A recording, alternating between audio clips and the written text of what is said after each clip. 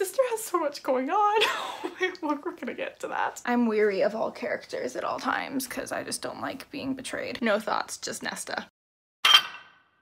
Hi friends, it's Claire. This video is such a long time coming. Oh my gosh, I can't believe I am finally talking about A Court of Silver Flames by Sarah J Maas. Before we get into the very spoiler-filled reading vlog section, I am going to do a very short spoiler-free review. I'm pretty sure everyone has heard this book discussed at length already and knows what it's about, but just in case you don't, it is the fourth book in Sarah J Maas's A Court of Thorns and Roses series, following some of our favorite side characters from the original trilogy. I found it really interesting how Sarah chose to proceed with the story in this already pre-established world, especially considering our big conflict was already solved in the original trilogy. Because of this, going into the book, I had a feeling it would be more character-driven, and I was interested to see how she chose to manipulate characters in this environment that we already know and love. Still, I did find myself missing some of the more fantastical and political elements that we saw a lot of in the original trilogy. Because this is a world that we already know, there was less exploring of it, but the scenes where the characters were in new environments were just so fascinating to me, and I just wanted more of that.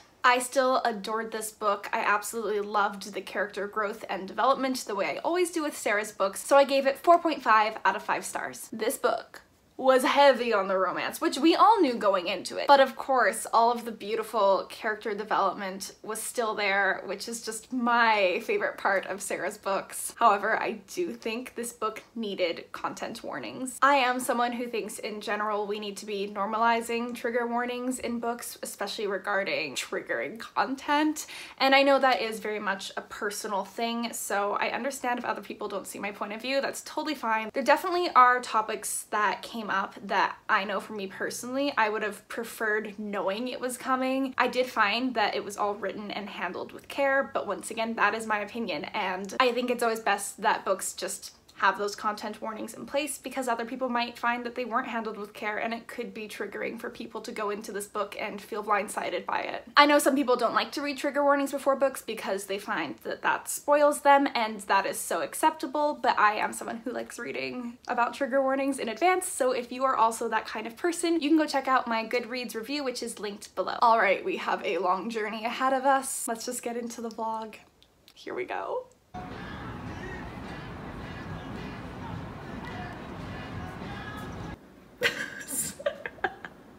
Mira, where's your construction paper? It'll be the real book tomorrow. Yes, we're ready. Okay, I need to read for real. Hi friends, it is February 21st. I am 173 pages into the book, and I thought at this point I should just do a little check-in, see how things are going. I'm really sorry about the ring light reflection on my blue light glasses, but I have a terrible migraine today, so it has to be this way. Something I wanted to discuss before I get too far into the book are the predictions I had for A Court of Silver Flames and just the continuation of the series in general. I read these books when they first came out, so I've been waiting for this book for 4 years now, close to 4 years. I finished Akabor the night before my prom, and I sat in bed crying when I thought that Rhys died at the end, and then wiped away my tears a page later, but it's been a long time coming. I've been waiting for these books for so long. I'm so excited to be back with these characters. I loved having ACOFAS in between to kind of like ease that weight a little bit. Over the summer, I did a reread of all the books, and I had some theories, and they're nothing special, but I still wanted to throw them out there because one of them has already come true. So my first big theory was that Vasa's Death Lord was the sibling of the Bone Carver and the Weaver, because they mentioned that their sibling was like in some lake, and she's like, my sorcerer in the lake, and I was like, that is their sibling, and not even 100 pages into the book they mentioned that. So I don't think it was an amazing prediction, but I still felt clever. The other predictions are more about relationships, and I don't even know if we'll see them in this book. One is that Lucien is not Elaine's mate, and that was like a trick from Hybern or the Cauldron. Or maybe Lucien is Elaine's mate after all, and I still think that Elaine is going to end up with Asriel, as I think a lot of us do. And I think we're going to see what happens when someone fights against the mating bond and decides that fate doesn't get to choose that for them. And I think that would be really interesting to see, because there's this idea that your mate is like who you have to be with, and we look at the relationship between Rhysand's mother and his father, and they didn't have a happy marriage. Even though his father protected his mother, just because they were mates didn't mean they were in love, and I think it'd be really interesting to see someone decide to not be with their mate and to be with someone who actually makes them happy. I also wrote down here Cassian and what's-her-face, Emery, who we have seen in this book. I wrote, want Nessian to work out, but might not be for each other. Both deserve happiness, but Cassian not being able to walk away could mean mates? I don't even know what that meant. Are Cassian and Nesta mates? I don't think so. I think they're just the right match once again, and if they are mates, that'd be really cute, but they don't have to be. I think because Cassian was like, this girl reminds me of Nesta, and he and Nesta were going through it in Aquafast, I was like, ooh, maybe he'll end up with Emery because he likes Nesta, but maybe she doesn't like him, and then like he could be with Emery. Or I predicted that her and Emery would become friends, and we've already had a scene between the two of them, so I'm really hoping that that does happen. But now that I've read from Nesta's POV, sister has so much going on. We're gonna get to that. And then the final thing I wrote was, the darkness Mor sees is from the cauldron when it split. Uh-oh.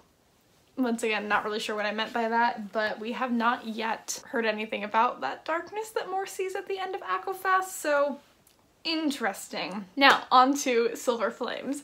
How we doing? How are we feeling? Almost 200 pages in, and it has been pain, but we are getting to the healing, which is what I really care about. The first thing I wrote about this book was, ooh, we're swearing in this one. I wrote, Nesta is pushing people away to protect them. Nothing makes me fall for a character more. And that's true. When a character decides to like self-sacrifice and push away the people they care about most to take care of them, but then they can't tell anyone that that's what they're doing, so everyone just thinks they're a bad person.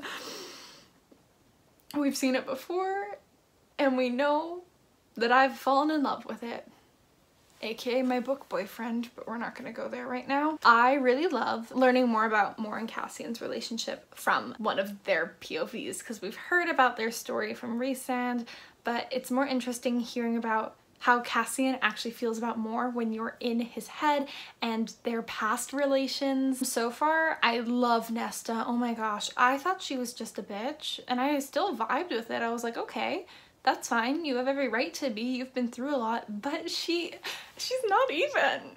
She literally just cares so much and feels so much, and she's so afraid of the people she cares about being used against her. And oh my gosh, the amount of pain this book has already brought me. I'm afraid because Cassian and Nesta have struck this bargain, and Cassian owes Nesta any favor, and as much as I'd like to think that's gonna come back in like a sexy scene, I have a feeling something's gonna happen, something's gonna go wrong, and Nesta's gonna be like, you have to do this to sacrifice her in some way. I don't know if that's gonna happen, but I just feel like Sarah's gonna go for the kill in some way. What I was gonna say before I got sidetracked is that yes, Nesta is already one of my favorite protagonists. We already know that I'm in love with Cassian. I've been in love with Cassian since I was 15 years old, but I think the house might be my favorite character.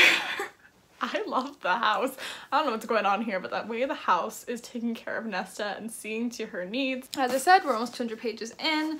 Already have quite a lot of tabs. We're having a good time. I'll update you again soon. Do not tell me that a first god is after Nesta. Not in the library. Oh, please let this be wrong. Not to be unnecessarily dramatic, but what if the house isn't actually the house? What if it's one of these first gods? I need to keep reading because I think they're about to go into one of them on the next page. But Cassian just mentioned that they have no physical form, but they're intelligent. I feel like the house is too good to be true. I don't know. Or the house is just a homie. I hope so. Y'all, is it this Lanthus fairy dude showing up as the darkness that Mor saw and that's following Nesta in the library? I don't... This sounds like quite the foe, and I just feel like it's going to be hard to defeat him. I just feel like that's going to be a lot of work, and I don't know if I'm down for it. Hi friends, another update for you. I am now in part 2 of the book. I read up to page 315 last night. Didn't get a whole lot of reading done last night, but I got a lot done the night before, and this book, man. I'm looking forward to seeing where it's going because I'm not even halfway through and I feel like a lot is going to go down. I have my notes in front of me. Let's cover a few things. One, I knew Feyre was pregnant. That's not like a, I knew it because I think we all knew that. Slight Throne of Glass spoilers coming up. Sorry if you haven't read this series, just like skip a few seconds ahead. But we knew from Kingdom of Ash that Feyre was pregnant because of that scene where Aelin's falling and like she sees Rhys and Feyre, so we knew that was coming. I'm interested because timeline-wise, that means Kingdom of Ash hasn't happened yet in their world because Feyre is just like 2 months pregnant at this point. Aelin described Feyre as heavily pregnant when she saw her.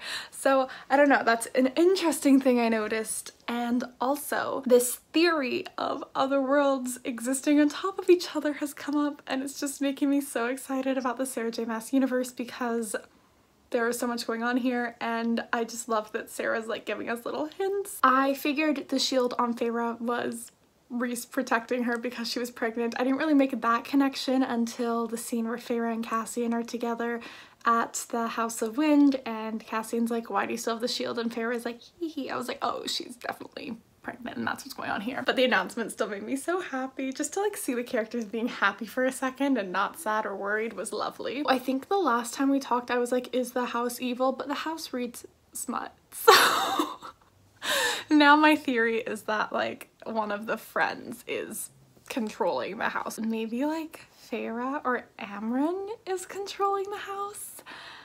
I don't know, or the house is really just a house and I just love the house as a character, but I feel like someone's behind it.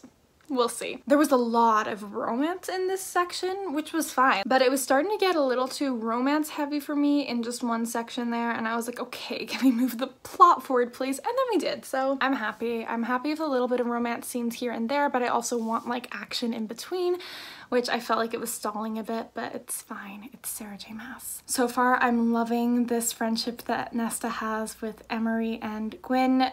I'm hesitant with Gwyn. I trust Emery. Gwyn, I don't know. I want this to be the female friendship that we deserve, and I hope it is. But also, Nesta told her about the Dread Trove, and I'm a little nervous that this could end up being a betrayal plot and not a friendship plot, and Nesta just deserves friendship. I'm hoping that's not where it goes, but if it is, I'm weary of all characters at all times because I just don't like being betrayed. I also really am loving this training element in the book. It does remind me a little bit of Tower of Dawn, and that was one of the reasons why Tower of Dawn is one of my favorite books in the Throne of Glass series, is because I loved the women being empowered and learning to defend themselves and train, and that definitely has come up again in this book. But once again, I just love the way Sarah J Maas writes it, so I don't mind seeing that again because it's something I love and enjoy to read about. I'm about to go do some reading sprints, live show, and then I hit 600 subscribers last night, so we're gonna do a live show with some of our friends and I'm gonna keep reading, so wish me luck. My favorite part of every Sarah J Maas book, when the heroine realizes that she is a badass. The scene at Urid was so good. This is like the action that I feel like this book hasn't had a lot of, which is funny because I've always thought of myself as someone who prefers the character moments and that sort of development and the relationships more than the action. But this book has so far been very heavy in all of that, which I love. But I was like, okay, Sarah, give me a little something more. And she did. That scene felt very reminiscent of Feyre at the Weaver's Cottage, her I was a survivor, I was strong moment, which like, when I read that when I was 16, I like cried and I was like, yes, queen, you are a survivor and you are strong. Nesta has a little moment here where she thinks about like a lot of the trauma she's endured and says they had all happened to her. She had survived, but she had been helpless and afraid. Not today. Today, she would happen to him. This is the development I love to see. These are the moments that I live for in my Sarah J Maas books. I'm interested now to see how the conflict with like the brewing war and the Dread Trove and all that proceeds, because I have a feeling it won't all be resolved in this one book, obviously, even though it's a massive one. I have a feeling the next 2 objects will be the next 2 books, and that's another thing, like, who are the next 2 books going to be about? I've always thought that Elaine would get a book. I mean, in my head I was like Az and Elaine, but also we obviously don't know if that's gonna be a thing, even though I think it probably will be, but we will see. Maybe we'll get some hints in this book. And then I would love a Moore book. Just Moore being Moore. Also, I have a feeling Moore is seeing someone, but like, we'll see. I hope she is. I just want Moore to be happy. Also, while I was on the live, I read the scene where Nesta like has the silver flames around her, and like Cassian was like saying her name and she's like having the nightmares, and Rhys shows up, and that scene like got my heart.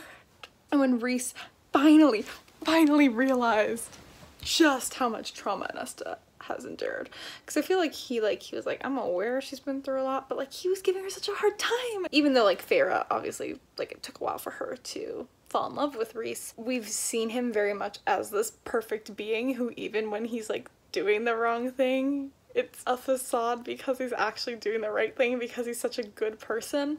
So it's interesting to see him from a different POV, and you know, one that's unbiased. And same with Feyre. It's really weird for me reading about Feyre from a different POV. I feel like as a character I look at her and I'm like, oh, you're so perfect. And I know she's not. I know she's a very flawed person. Like, that's one of the things I love about her. But from Nesta's POV, I look at Feyre and I feel like I'm reading about a saint. Like, it's very interesting, that's all. Okay, I am officially at part 3, and God, this book is so good.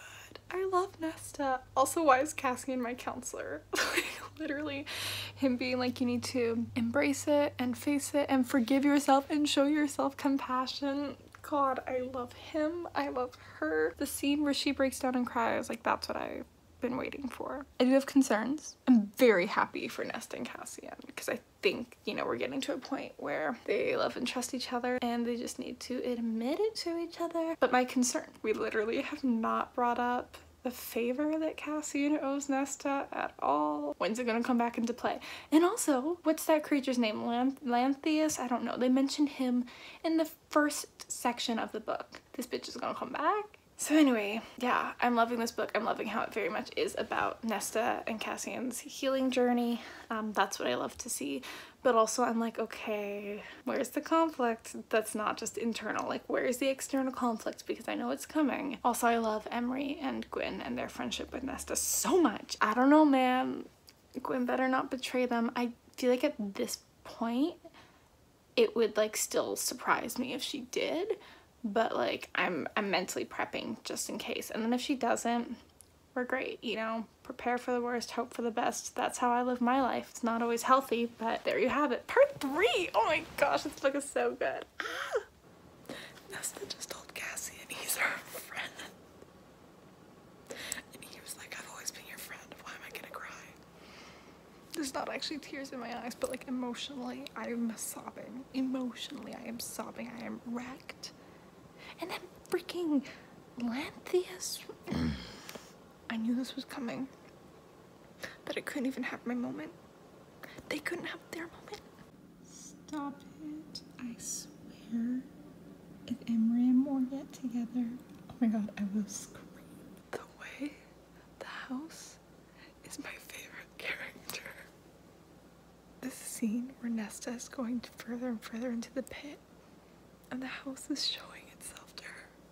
It reminds me of Show Yourself from Frozen 2. And when I tell you that song makes me cry, this is like Nesta's Elsa moment. I wish there were actual tears to like show how I feel, because there aren't actual tears, so I feel people don't understand how affected I am by this. But if I didn't have, like, if my tear ducts weren't shut, there would be a stream right now. God, happy winter solstice, I can't. Hello friends, I just got home from work a little while ago and I took a bath and read my book. And I wanted to do an update now because I have just over 100 pages left and I know shit is about to go down. My kitty! Oh my God. Yeah. Ready to relax. Yeah. Sorry about that rude interruption. I think This has been my favorite section of the book by far, aside from like all of Nesta's character growth. I love her arc so much, but this section of the winter solstice to Starfall, oh, so good. Like she just jam-packed it with all the good vibes because she knew she jam-packed the beginning with pain, and I have a feeling she'll pack the ending with pain, so she had to like have some good vibes in there. So I don't even know like where to start. First of all, like her showing up at the house, it just like felt so reminiscent of ACOFAS, but in a way where it's just like seeing the growth. Oh, we love to see it, and like seeing all of our characters together just like made my heart so happy. But I really love the friendship that Nesta has struck with Asriel. I think it's really cute. I feel like Az is always like, oh, in the shadows, you know what I'm saying? And even like he had his moment with Feyre in Act of War where he was teaching her to fly. My cat just bolted out from under my bed. You want out? Yeah? Well, she's being weird. Okay. Cassian and Feyre, I feel like always had like a friendship. I know that like Asriel is like part of the family. He's part of the inner court. He's one of the brothers. I feel like it's nice to see, I don't know, just the friendship between Nesta and Asriel, because like, you know what I'm trying to say, like Feyre and Cassian, I can't think right now. No thoughts, just Nesta. Oh, there was so much in that scene that just made my heart happy. And then Nesta and Cassian finally admitting their like feelings for each other. Cassian getting her that orb that plays music. Oh, you're kidding. And then the sleepover with Gwyn and Emery and Nesta was just so sweet. Like, they are now warrior sisters, the way that Rhys, Asriel, and Cassian are brothers. Now I'm reading the Starfall scene, and Amren and Nesta just made up, and Amren said, welcome back to the Night Court, and I just have so many feelings. But I'm nervous. Like, something's gonna go wrong, something's gonna happen. I'm ready for pain. Hit me with it, Sarah. Az and Gwyn? Is that a potential thing? I feel like because Sarah made it obvious in the Winter Solstice scene that like there was a charge between Elaine and Az, now I'm like, is it really gonna go in that direction because everyone thinks it's going to? Az and Gwyn? Is that a potential? Or is Gwyn gonna betray them? I feel guilty. I'm gonna be real. If Gwyn doesn't betray them, I'm gonna feel real bad. If she just is that good of a person and like that pure, then I owe her an apology. Because I want her to be. I want to believe that. But I'm just so weary of good characters. Emery's like a good balance. She's not bad. But she's like, you know, not as like enthusiastic as Gwyn. So I'm like, you're fine. But Gwyn, I don't know. Like making friendship bracelets, that's either the purest thing in the world, which I sure hope it is, or like she is literally evil. I don't know. I am screaming. I'm screaming. Oh my god. Oh my god, Aelin. Aelin. They are not mates. Stop it. I have to go back. I did not think this is where it was going. Stop it. Stop it. I literally have to go back a page. Oh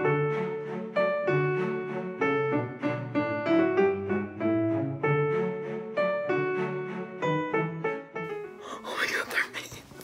Oh my god, oh my god.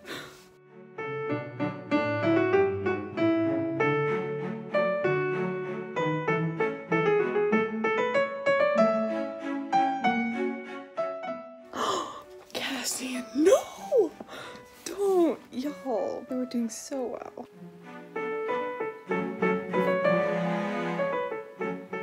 Nesta girl, don't hurt him. Don't do it. No, she's got no, bitch. I knew this paper was coming back. Bitch, don't do it. Oh, wait, that's not too bad. As long as she doesn't do anything stupid. Wait, that was actually very rational. Oh my god, wait, she's grown so much. Wait, this literally happened with Feyre and Rhys too when she found out they were mates. She was like, leave me alone for a week. So like, it's gonna be fine. We've seen this before. More came too? Wait. More. I love more. Oh my god. Gwyn showed up. Gwyn left the house. Some things are worth melting for. I mean, you know, close enough. Okay, shit has to go down because like that, I thought that was the shit going down, but like she's already over it. I swear to god, this is Lanthis back again. Shit was gonna go down. Happiness just doesn't last. That was not where I thought that was going. What? Okay. I made it. with 40 pages left last night because then I had to go to bed. 40 pages left. Tonight's the night, y'all. We're finally here. I have my rosé. Let's do this thing. Let's take a sip, babes. I hate to say it, but an act of true love with a frozen heart. You can't tell me this isn't low-key frozen. Okay, so if you're here, thank you. Thank you for watching all of that. Thank you for making it to the end. I have a few thoughts after having finished the book. I loved the mind-stilling and meditation component of this book. I've never seen meditation or yoga or any of that come up in books before, but that is something that I just really find powerful, and those are tools that I've used for myself to cope with my own shit. So reading about Nesta focusing on breathing was just so good. Having finished the book, I can see why this would be people's favorite. I understand, but I also think it totally is going to depend on people's favorite genres and style. I love reading about romance, but romance as a genre is not my favorite, so this book just had like so much romance and I was here for it. But I feel like something like ACOMAF that is still romance heavy but also still has like all those like trials and adventure to it, that's more my kind of book. But I think this book is going to be very dependent on people's individual taste. The ending, it just didn't feel as big as some of the other book endings to me. And I get that like this isn't like a finale, but you look at something like House of Earth and Blood and it's like, that was the first book. I just feel like the Blood Right could have been longer, but also this book didn't need to be longer, so.